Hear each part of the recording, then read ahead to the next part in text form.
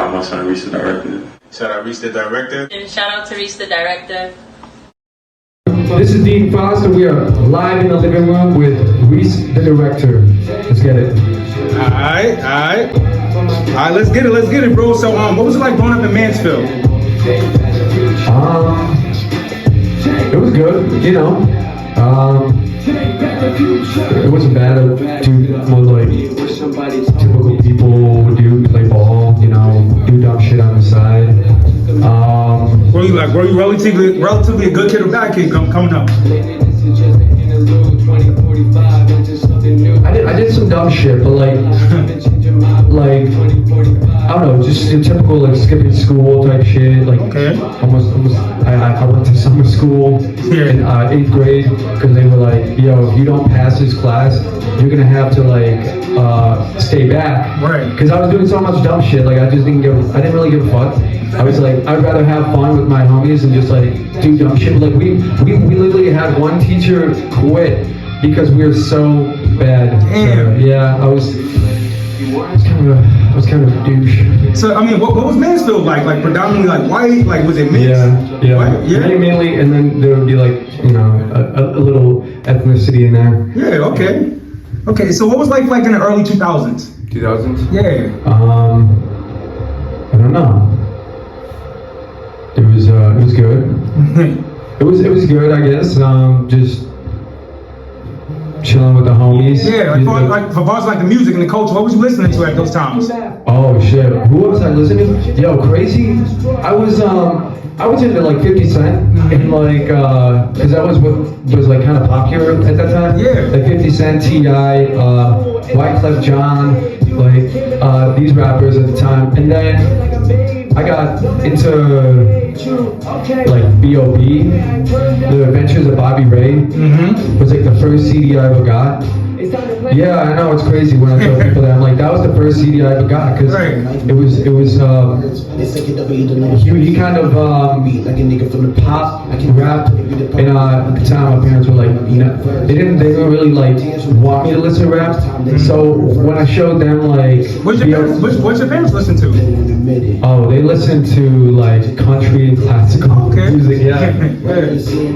Yeah, they listen to country and classical music and like rock. So I don't know. I just kind of I got introduced to rap at a young age. It just became such a part of my life. And so like I was that type of kid where if it was playing and I knew they were like coming in my like room or some shit, I would have to turn that shit down or like switch it to like something else for like rock playing. So they're like, oh, okay. So is Dean Frost your birth name? No, actually, my birth name is Donatos, but I was adopted from Lithuania. Short story, Donatos, and then people would pronounce like Doritos and all these different names. Yeah. So I just kind of evolved into Dean Frost. Wow. Yeah. So you gave yourself that name? Yes, sir. Oh, all right. So how long have you been an entertainer? Entertainer? Yeah. I could say all my life I've been. I wouldn't consider you just an artist because like it seemed like you're a comedian as well. Yeah. You know? So I would just consider you an entertainer. Yeah, I've always been like a class clown. Like that was my thing, especially like throughout the school. And I think it's just fun. I think it's funny to like, you know, just have fun and you know, be yourself, I guess. Yeah. Do you come from a musical background? Any of your like families play like music or anything like that? No. No? Most of them are like military background, so they're like really strict. Okay. And so like, I don't know. I just feel like music found me in a way where like, yeah, nobody else was really influenced. Like my aunt, uncle, like all of them, they were never influenced by music like that. Yeah. So are your family supportive of your music career? Like I said, they're not really into rap. Yeah.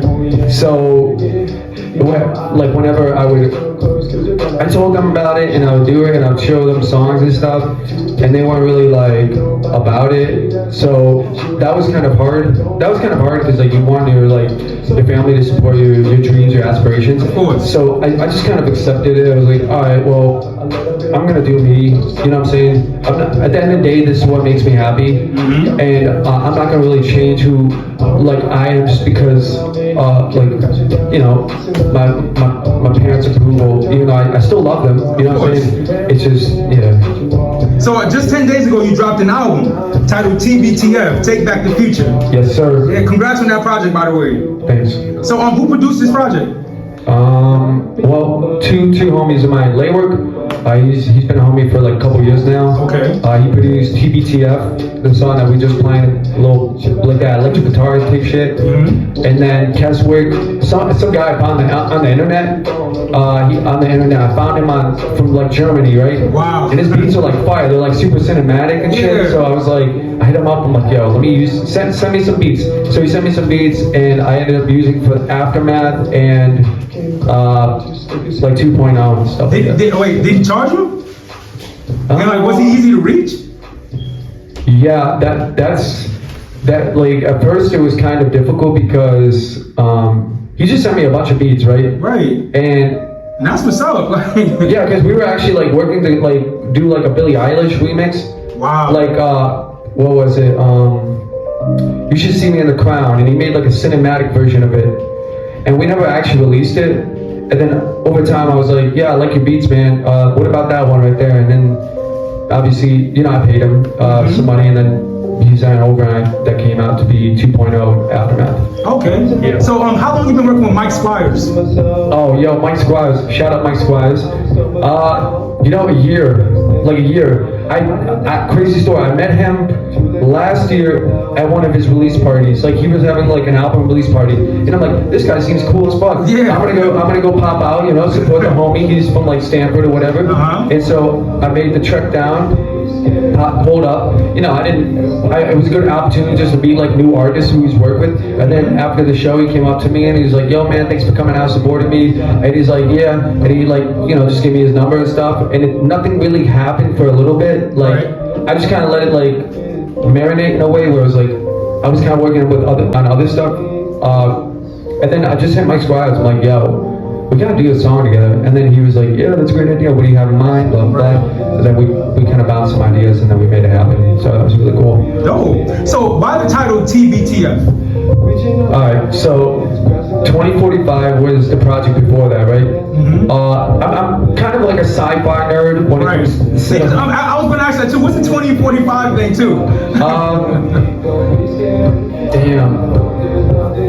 When I came out 2045, I just thought that would be like kind of the turning point in a way. Like I just kind of figured like this is the vision where I had in my mind where like there'll be robots and like zombie apocalypse and such. So yeah, it was very conceptual album. It was just, you know, very it's almost like in the mind of a so I'm from the orphanage, right? So the first album was really about the mind of a young kid who's trying to make sense of a world that is like dangerous and like there's a lot of things going on and he can't make sense of it. So what he does is he creates characters like the robots and the zombies and stuff, and he's running away because he's running away from his fears. And then TBTF was the point where he was like, hey, you know what? I'm gonna take back that future. You know what I'm saying? I'm gonna put the flag on the ground and say I'm gonna take back the future. And yeah, that was basically that. And then the third song would be the third project, which is called actually, you know what? I won't even get into that. Okay. So what marketing strategies have you been using to promote this album? TBTF? Under 48 hours. Then you can schedule some video. Honestly, plus you can exchange. I feel like I kind of fumbled the ball a little on the marketing for TBTF. I mean, because I said you're going crazy on Better now. You're running up on moms and like, you know, so like yeah, she was definitely feeling it. But I was because Mike Squires, I hit him up and I was like, yo, how do you promote your music? Because you got like you're doing numbers out there, like you're doing like millions of streams and shit. Right. So I hit him up and he was like short form content and like reels. So I've been really just kind of messing around with the reels and stuff, and that's really the main like marketing, I guess, I've been doing behind Better Now and TBTF. Okay. I haven't really ran any ads because I mean, I have ran ads in the past. And you feel like you haven't helped? On my existing customers. Maybe it would if I was more, what's the word? Very often. Intentional. You know what I mean? Like, cause I kind of like run a very broad, I would run an ad, but it'd be like, everyone in the world kind of, you know what I'm saying? Everyone in the world, and then it would get me a bunch of like impressions. Right. A bunch of impressions, and I thought that was the greatest thing. I was like, oh my god, we got like 300,000 people to like, look at this, but it never really equated to anything like. It's like real fans. Yeah, real fans, and that's the most important thing. Right, of course. Making connection. Yeah. Right. Okay. So, favorite song on the album? Favorite song on the album? Shipwreck. Okay, and why? Yo, I don't know. I felt like that song.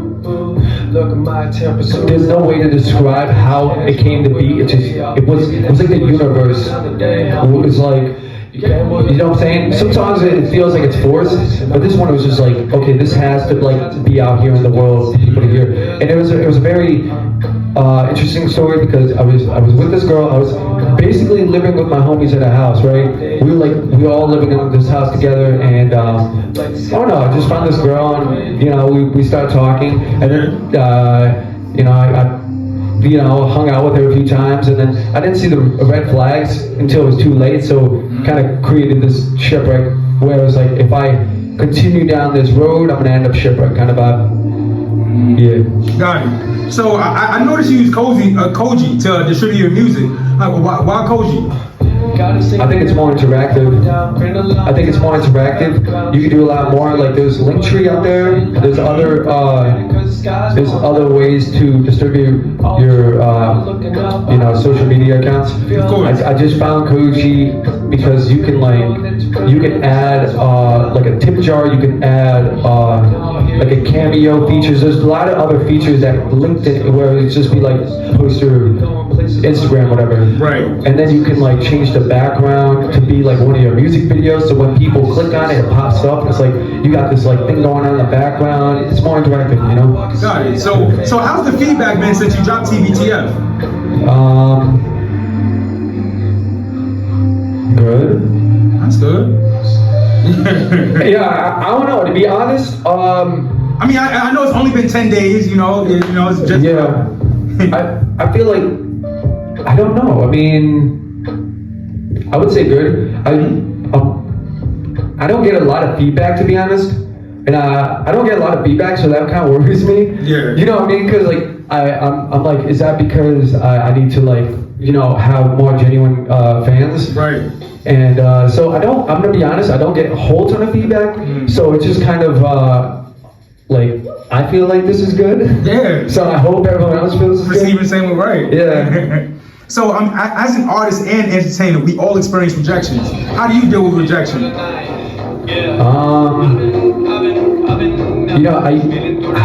It used to annoy the shit out of me. Because I'd be like, I would like email a bunch of like artists or like venues to perform at and stuff, and like they'd be like taking forever. They'd be like no, and eventually I was just like, you know what? I'm just gonna find a way. Like eventually I was just like, I'm gonna start finding a way. I'll just start hitting up like small businesses, just putting on our own shows. You know what I'm saying? Because if I let that rejection, just like this is never gonna happen because I get a no from like this venue, or I get a no from this venue, or I get a no from this person. Eventually you just gotta be like, alright, I'm just gonna find a way, because like you know what I'm saying, like find a way, create like reason for people to say yes. You know what I'm saying? If they see that you're like doing your own thing, popping up and shit, like then eventually they'll be like, you know what, come over here. You know? Yeah, hell yeah. So what inspires you to make music? Inspires me to make music? I didn't really take it seriously. I was kind of dabbling, and then like I lost two of my best friends to overdose. So then it was just like, sorry for your loss too. Yes, it was very. I don't know. I just felt like I don't know. There was a lot of guilt. And then I felt like I don't know, because I don't tell a lot of people this, but I just I met I talked to the parents and they're like, oh, you're still doing music? And so like they were like, I don't know, it's, in a way it's like I feel like I should have been, you know, taking it more seriously and like, I don't know, there's just like things, I could have been there more, Right. You know what I mean? Mm-hmm. Because I have no excuse because I was still like in the same area, but I was still working on the music and it's like that kind of, so I started turning up a level. I'm like, all right, you know what? I'm gonna turn it up a level. I'm gonna make sure that this didn't go all in vain and stuff. I'm gonna make it like, so it's like, okay, we did it, you know what I'm saying? And Right. then, yeah, so. So how would you describe your sound? My sound? Yeah. I don't know, I'd say positive. Mm-hmm. Positive. The Betty Bops. But yeah, I would say positive. I try to like do different flows. Not what you're used to, so it's like more like elevator to the top floor, conversation with top four. There's nothing I can't do. You know what I'm saying? Like cause like some like I study a lot of artists and some of them like they'll be like back in the day when I wasn't a who and it's like they would end it with like a rhyme, but I try to be like elevated to you know what I'm saying, like where it's not like because a lot of people will say that's not you're not rhyming or something, like because I'm not thinking in a traditional bar anymore, you know what I'm saying? I'm just kind of like writing what I feel. As you should. You know what I mean? Yes. Because like there's rules to writing a good rap song, and it's like you can go like this way, and then you're like over time you're like, but I sound very like robotic in a way. Right. Where I'm like, I remember days when I was in the playscape. Nowadays people want to go and I made a way. Right. It sounds very, but then you're like, back in the day when I was in the playscape. That doesn't, you know what I'm saying? It adds more like levels to your cadence and stuff like that. Yeah, I think it's cool. But anyway, yeah. So. Okay, so has music always been natural to you? Yeah, always what? Has music always been natural to you? Yes. It was actually poetry at first. It was poetry. I think there's a lot of great artists. Like look at Biggie, like he was into poetry and stuff. Right. Like all the great artists, they all found like it was poetry, and then like Tyler the Creator, and it just kind of transitioned to music over time because they knew that was like they were creative and they were like, I want to bring something to this world kind of vibe. So yeah, and then. Was I ever like musically inclined? Like was I good with instruments and stuff? I don't know. I kind of dabbled with like guitar a little bit. Okay. Self-taught as well? Yeah. Just had like a little guitar like book one beginner kind of, and then I did that for a little bit, and then I just like I blame my ADHD in a way because I'll be like, oh man, I'm bored, and then I move on to this. So yeah. So, what was the first rap verse that you remember from someone else? Interesting topic. Yes, sir. Interesting topic. It's definitely gonna be an interesting topic. I would say Logic. Yeah, like Welcome to Forever. He's like, I bought my first pair of Jordans at 22. You know what I mean? Same year, bought a crib too. And there was like, same year I bought a crib too.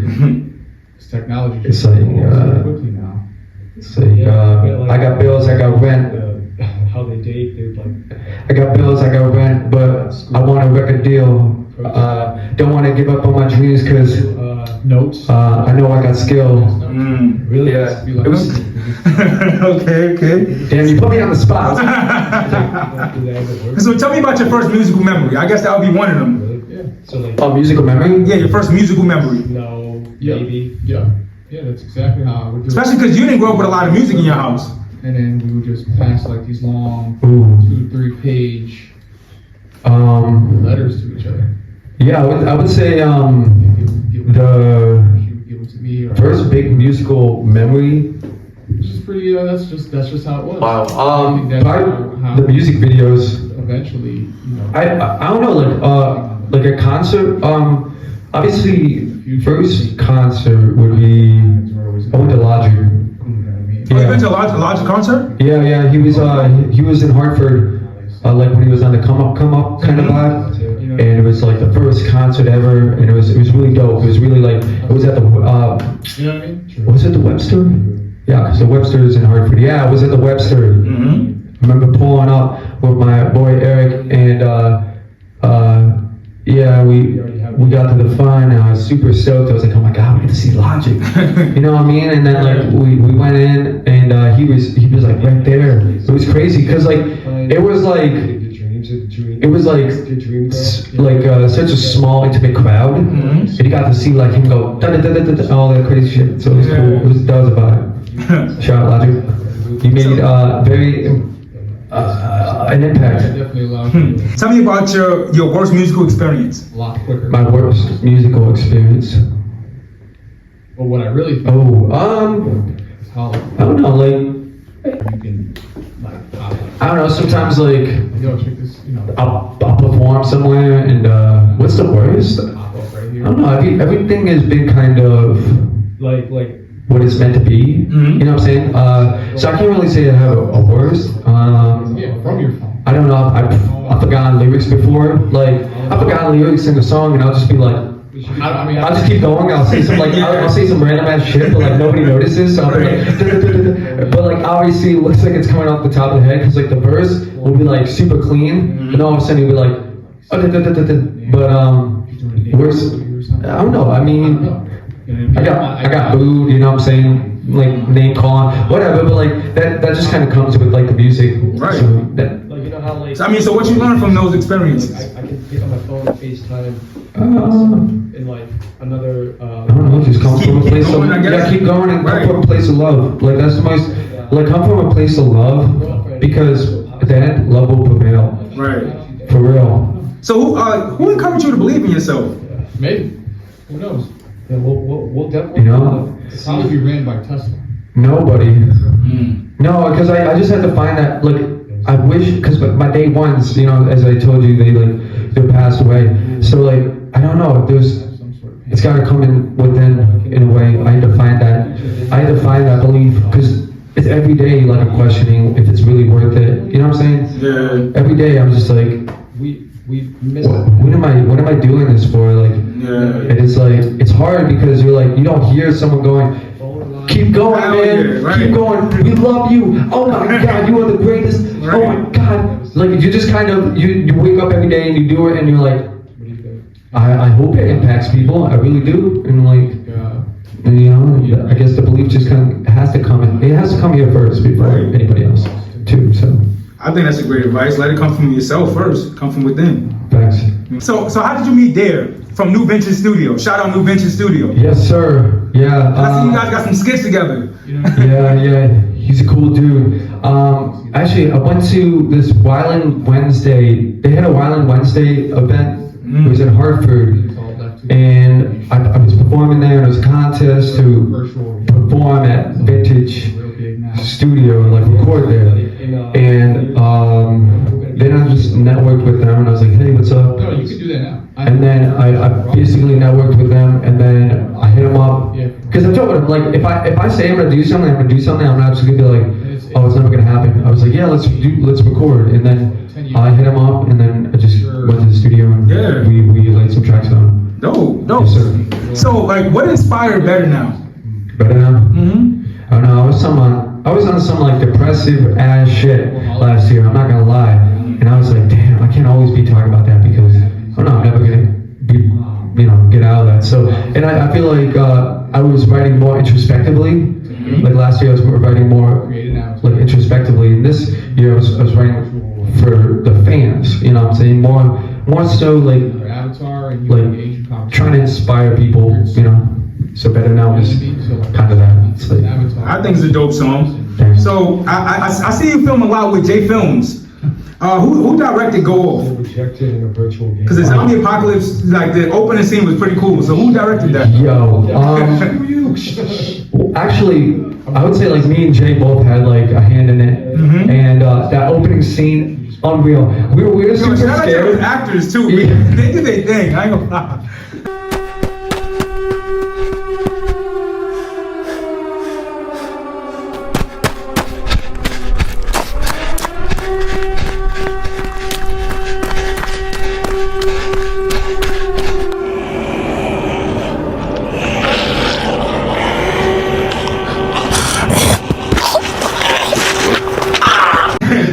Yo, I'm not gonna lie. I was kind of sweating because I'm like, we don't have insurance. So like, this guy offered. He was like, me and Jay were like, he's like, yeah, man, I want to do this. I'm like, all right. So we got like, where were you guys at? It's 2020. Oh, yo, it's a place in Manchester. Okay. Yeah, behind the old like outlet store. We kind of walked and we found an old abandoned Super warehouse. woodsy, man. Yeah. And the art looked pretty cool too. Yeah, facts.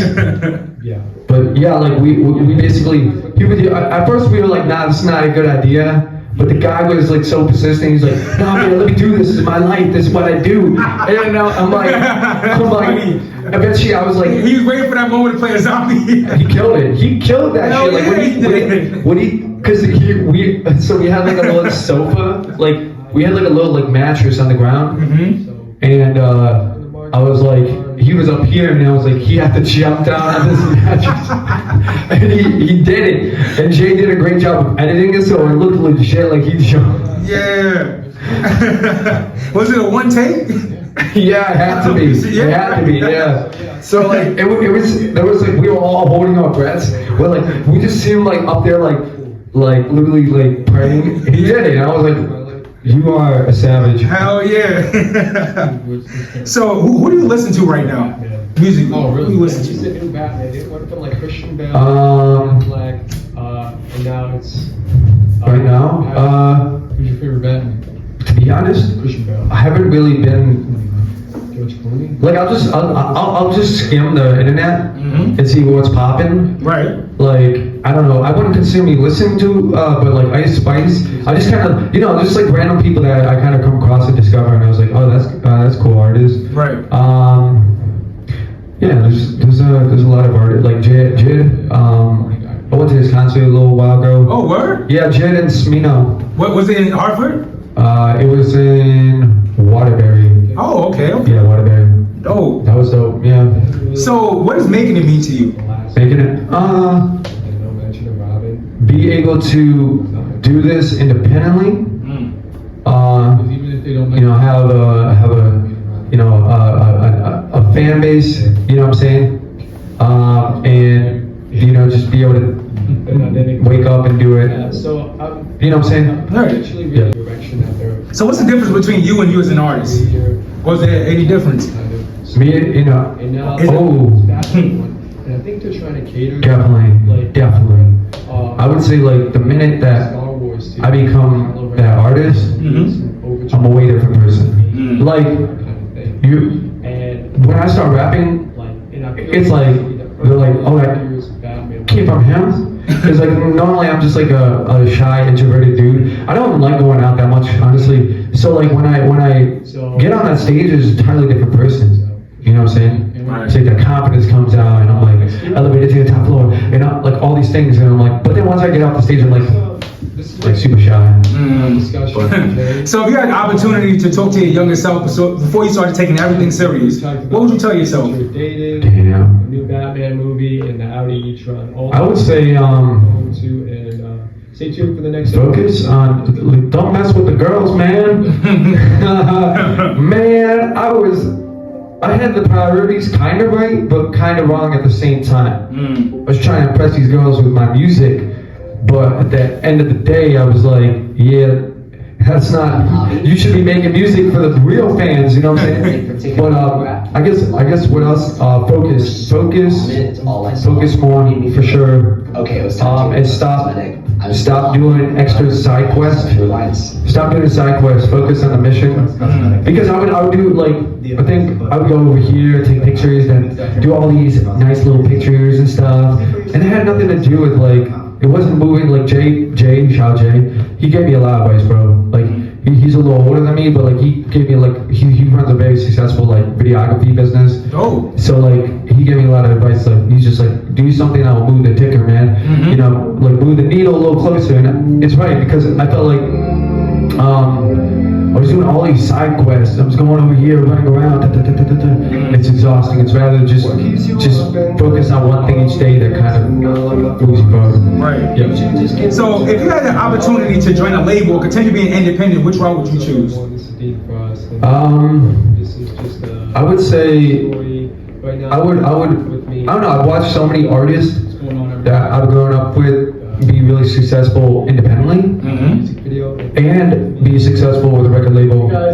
So just it depends. Like I don't want We worked on to be super famous, you know. And I feel like the record label would help me with that. They would give me like to be everywhere and like CNN and I'm on Jimmy Fallon and all this stuff. And I felt like that's cool. Like if it happens, it happens. Right. But like I'd rather do it on my own terms. You know what I'm saying? Rather than like being forced to like I have a rollout or like an album and all of a sudden they're like, yo, we want to put you here. Instead of just making like a genuine like Jimmy Fallon would have randomly hit me up. He's like, yo, I like your music. You know what I'm saying? Yo, I like your music. Rather than be like, I'm going on here having this interview and it's just there's no connection. Right, because your team set that up for you. Yeah. It's like something you have to do. But if like So I mean, my question. So if you had to perform, if you had to perform just one, if you would like have one hit and you had to perform that just forever for the rest of your life, would you be fine with that, or would you rather perform at small intimate settings where you can meet people, but you're performing your different songs and you at your own time? And would you rather do that or perform that one hit just for the rest of your life? or music. ooh, that's a good question. Fun. It's pretty fun, man. Getting mortar and recording at the same time. Yeah, I wouldn't mind having that one hit. But, Like who won?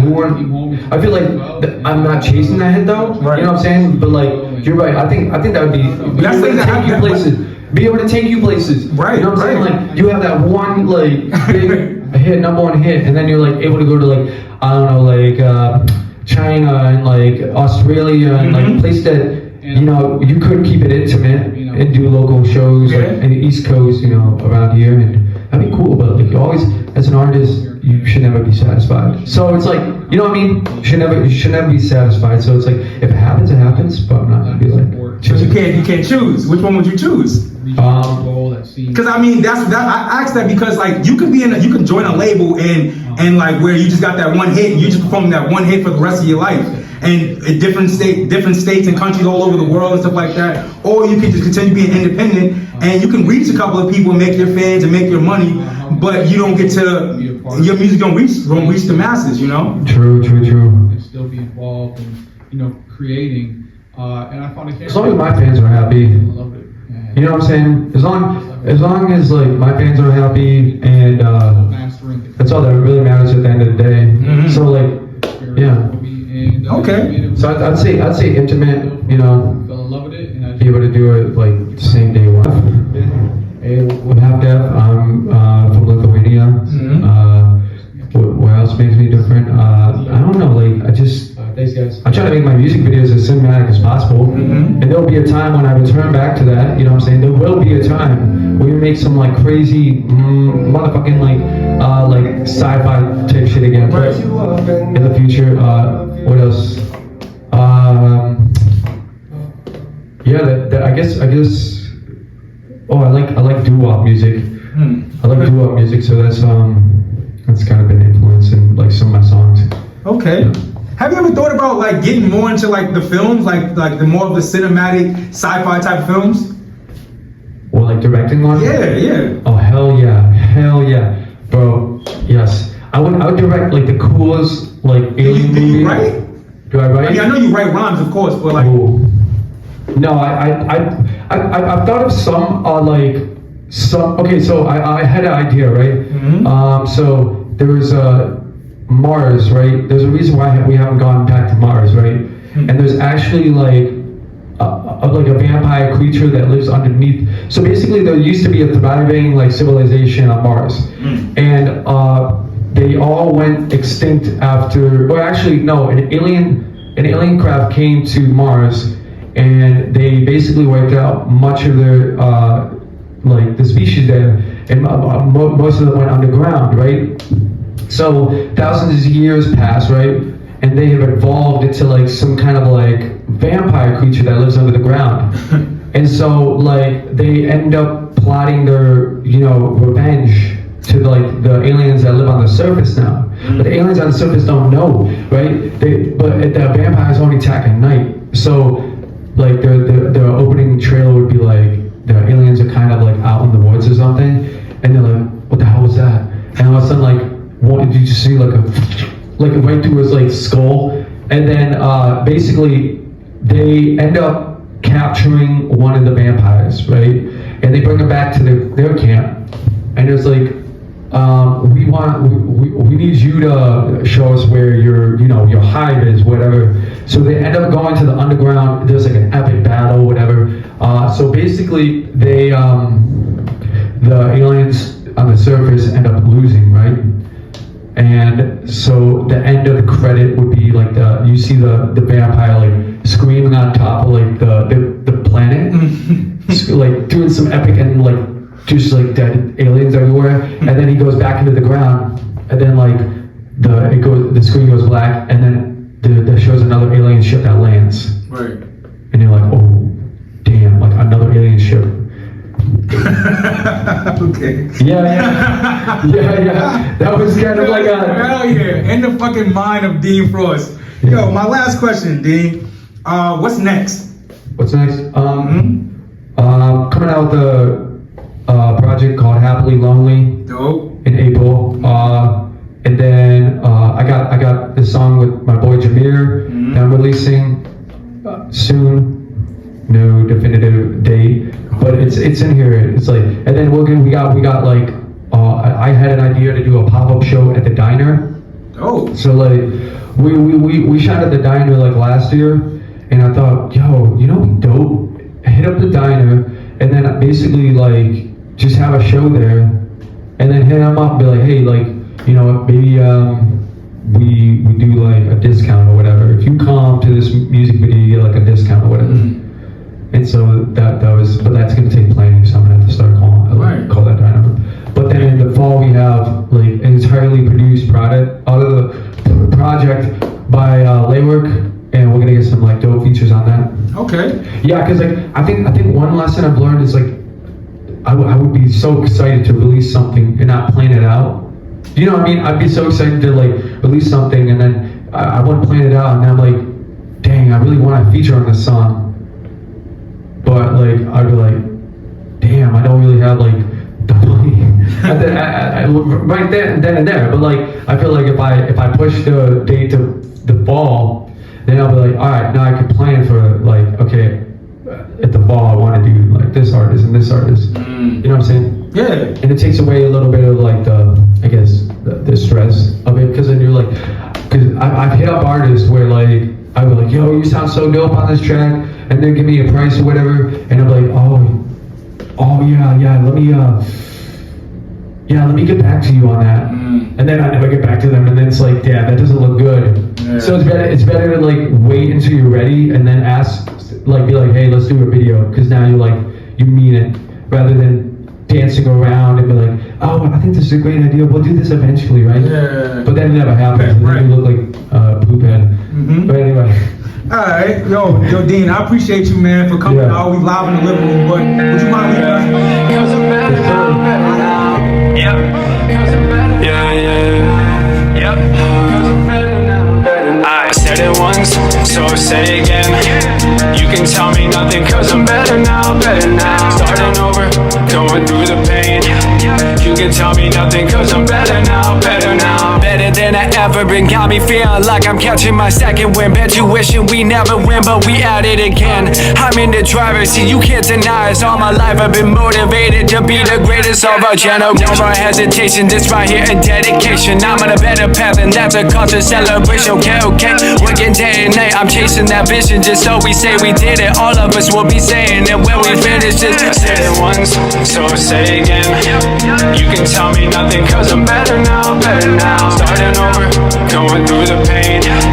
You can tell me nothing, cause I'm better now. Better than I ever been, you won't get a second chance at this. My mind is racing, always second guessing.